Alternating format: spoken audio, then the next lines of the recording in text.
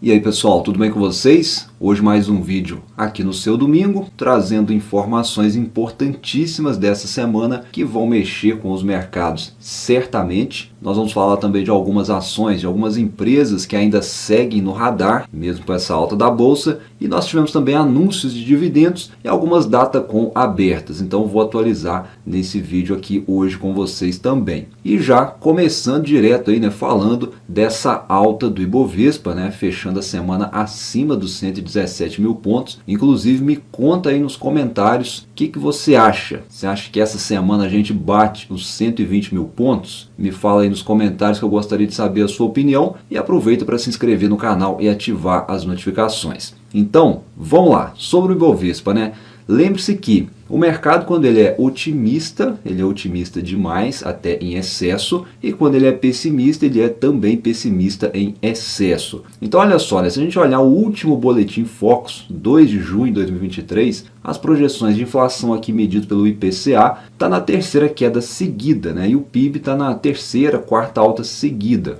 O mercado gosta disso, vem precificando isso nos últimos pregões. E olha só a projeção de Selic, E aí nós voltamos aqui no Ibovespa, e veja como que o mercado é otimista em excesso. Como eu disse, lembra do último vídeo que eu falei, O patamar do Ibovespa hoje é o patamar de juros abaixo de 3% lá em 2020. E as expectativas de mercado no Focus, como a gente viu, não está projetando nem perto de 3% aí para o ano que vem. Mas mesmo assim, o mercado, olhando aqui para risco, ele está pagando bem antecipado, está pagando para ver. Então eu acho que se a gente tiver mais uma prévia de inflação caindo, a Selic de fato cair também, mesmo que seja pouco, mas de forma fundamentada, tendo em vista que o mercado ele é muito otimista em excesso, a bolsa tem tudo aí para fechar o ano acima dos 130 mil pontos, na minha opinião, Se não tiver nenhuma bobagem feita aí no meio do caminho, se ninguém falar nenhuma besteira aí nesse meio do caminho. E como a economia, na prática, ela está muito longe de ser uma ciência exata,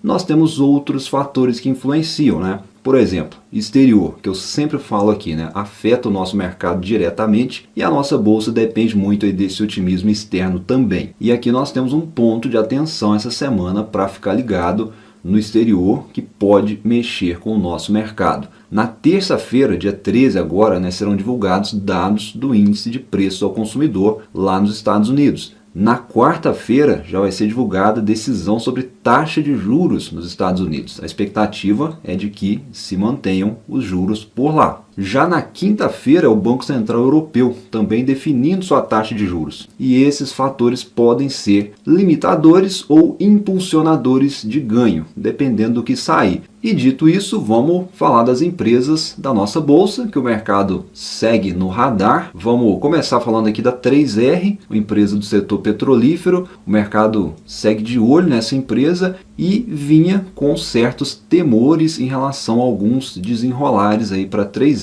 Um dos medos aí do mercado ficou para trás. Enfim, a empresa anunciou a conclusão da aquisição do polo de Potiguar da Petrobras. O mercado estava com medo dessa transação não sair e as ações vinham bastante voláteis aí nos últimos pregões. E agora espera-se que com essa entrada de mais um ativo, a empresa aumente a sua produção exponencialmente e, consequentemente, lá na frente comece a reduzir os custos de produção, potencializando a geração de caixa. A tese aqui na 3R, para quem me pediu para trazer, é fundamentada basicamente no petróleo, nesse primeiro momento, digamos assim. Por quê? Porque ela precisa de preços adequados de petróleo no mercado. Agora, nessa fase inicial, a empresa vai ter desafios importantes. O que acontece é que essa aquisição para sair da fase de transição, para passar para cá, nessa parte aqui dos ativos operando a todo vapor da empresa, isso não vai ser da noite para o dia. Certamente vai ter custo, até de fato ela poder colher os frutos e ganhar dinheiro de fato aí com o investimento. E nesse meio tempo tem um risco aí, porque ela vai estar bastante exposta à volatilidade do petróleo. Mas no geral aí a empresa tem feito uma trajetória de aquisições bem sucedida e existe o potencial. A gente conclui isso olhando aqui para a concorrente, digamos assim, né, a PetroRio. Todo o processo que a 3R está passando hoje, a PetroRio já percorreu. Hoje a PetroRio consegue extrair com custos muito mais baixos aí do que a 3R, né? Então ela é menos sensível, entre aspas, à volatilidade do petróleo. Então eu coloquei a PetroRio do lado aqui, porque são duas empresas que têm causado aí uma dúvida boa nos investidores sobre qual delas investir depois dessa queda que as ações tiveram aí nos últimos pregões. Então, para quem me pergunta, eu acho que a tese é a mesma, né, de uma empresa para outra, é o preço do petróleo, porém a 3R tem mais risco hoje, com maior potencial de retorno também, se tudo der certo, porque mais risco exige maior retorno. Já a PetroRio, o risco é menor, na minha opinião, porque não existe tantas dúvidas em relação ao negócio como nós temos aí para a 3R, que ainda está na fase de endividamento alto e investimento. Depois eu vou voltar aqui nesse ponto para poder fechar um racional com vocês, uma coisa bastante importante. Vamos seguir com mais empresas, vamos falar agora um pouco do varejo. Vocês têm me mandado bastante pergunta também, né? Se é a hora do varejo ou se a hora do varejo está chegando. E o varejo tem empresa boa. Eu vou listar algumas aqui e comentar por cima, mas olha só. Uma delas é a LOG. Não é varejo, né, propriamente dito, mas o negócio da empresa é impulsionado pelo varejo, por conta aí dos galpões logísticos, que é o negócio principal da empresa. O varejo demanda muito por isso. Eu já falei dessa empresa aqui antes, do modelo de negócio, posso até fazer um vídeo atualizado, mas se os juros caírem, possivelmente essa empresa vai continuar deslanchando. O lance aqui para você estudar uma boa empresa de varejo é buscar por diferencial competitivo. E no caso aqui da LOG, né, o diferencial são os galpões. E ela trabalha, né, com contratos de média duração. Hoje esses contratos estão em torno aí de 8 anos de duração média, ou seja, a empresa tem receita previsível, basta a gente olhar aí para as margens operacionais e margens de lucro aí da atividade de locação. Estão entre as maiores da bolsa. Então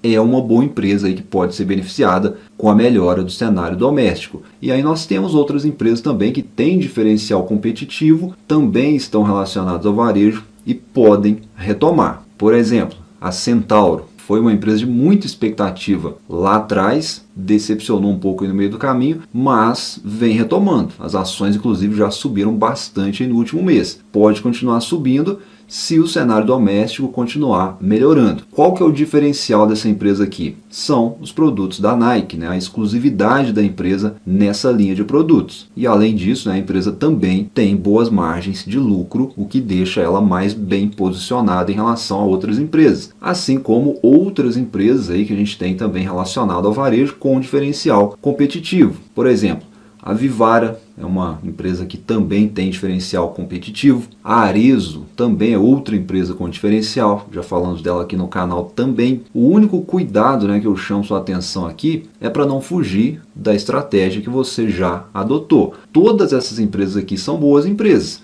mas não são empresas para dividendos. Então a gente pode estar caminhando aí para uma bolsa favorável para ações de crescimento, mas isso não quer dizer que a estratégia da sua carteira deva mudar drasticamente. Passando novamente para os bancos, né, que o mercado está sempre de olho, o setor financeiro em geral, né, a gente coloca aí também outras empresas. Certamente, né, se o cenário doméstico melhorar, a gente vai ver aí os bancos digitais novamente se destacando mais do que os grandes bancos, é uma possibilidade, né? A B3, que é a nossa bolsa de valores, né, também pode seguir em tendência de alta devido à expectativa aí de mais negócios na bolsa, mais IPOs, mais ofertas, enfim, né? É muito provável que a gente vai ver aí uma rotação, um giro de carteira buscando ativos estratégicos daqui para frente. E você, investidor, pequeno investidor, será tentado a mudar de estratégia o tempo todo se o mercado seguir otimista. Então começa a observar e você vai ver esse giro, que inclusive já está acontecendo, mas pode se intensificar. Bom, e vamos falar agora rapidamente aqui de dividendos, né? Algumas Datacom abertas na última semana, começando com o Banrisul, conforme nós já havíamos falado, né? Ele iria anunciar agora em junho, só não sabíamos o valor do anúncio ainda e agora já sabemos, né? São juros sobre capital próprio no montante de 140 milhões, cerca de 34 centavos por ação. A Datacom para ter direito aos pagamentos é até o dia 14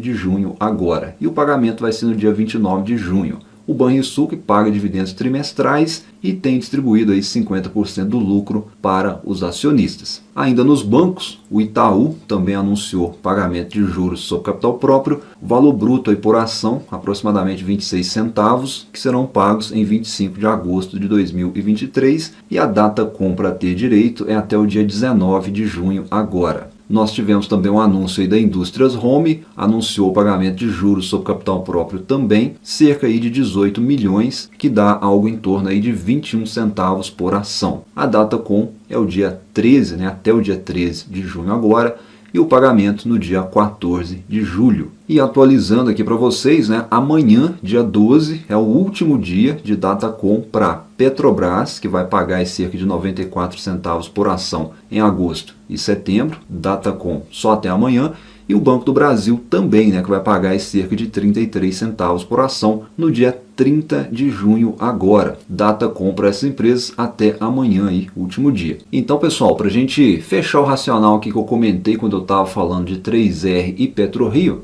eu vou colocar outras empresas aqui junto para contextualizar. Vale, Brasil Agro, Suzano e Klabin. Essas empresas aqui têm algo em comum, ou seja, elas são empresas de commodities e as commodities vêm perdendo força. E a gente viu isso nos resultados da Vale, a gente viu isso nos resultados da Brasil Agro. O minério e as commodities agrícolas recuaram bastante, o petróleo também caiu bastante em vista dos preços lá do meio do ano de 2022, e isso pode deixar essas empresas aqui de lado se o mercado focar no doméstico. E aí eu volto a dizer, não se esqueçam que a hora de olhar boas empresas é no momento em que o mercado está olhando para outro lado, obviamente numa visão de longo prazo que eu estou me referindo aqui, Claro que você não deve encher sua carteira também de commodities, não é isso. Mas o fato é que você tem que entender que dentro dos ciclos de mercado as oportunidades aparecem e não necessariamente uma oportunidade é dentro de um ciclo otimista. Não estranhe se as commodities continuarem de lado daqui para frente e as ações ligadas ao doméstico começarem a subir fortemente. É um novo ciclo que pode estar ganhando força agora. E aí, deixando uma observação aqui em relação a Klabin, por exemplo, a empresa sabe desse ciclo de commodities e não é à toa aí que ela vem buscando diversificar suas linhas, investindo também no segmento aí de papel